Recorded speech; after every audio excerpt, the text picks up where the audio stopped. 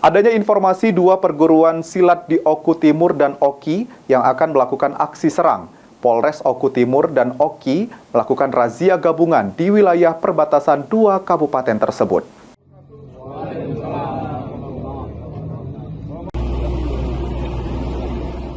Polres Oku Timur bersama Polres Oki menggelar razia gabungan di perbatasan Kabupaten Oku Timur dan Oki guna mengantisipasi terjadinya bentrokan antara perguruan silat yang berada di Oku Timur dan Oki yang dikabarkan tengah berseteru.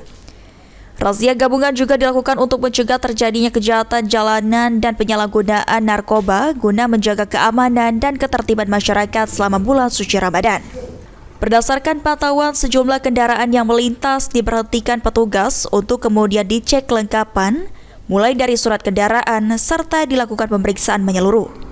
Kabak Ops Polres Oku Timur Kompol Tamimi menyampaikan, adapun menjadi sasaran dalam razia gabungan kali ini yaitu antisipasi adanya pelaku tindak pidana narkoba, senjata tajam, ranmor, dan tindak pidana pencurian. Untuk mengantisipasi hal tersebut, pihak keamanan dari Polres Oku Timur memilih untuk tetap berada di lokasi setelah gelar razia gabungan diselesaikan. Kabak Ops Polres Oku Timur menambahkan hal tersebut merupakan upaya dari pihaknya untuk memberikan rasa aman bagi masyarakat di bulan suci Ramadan.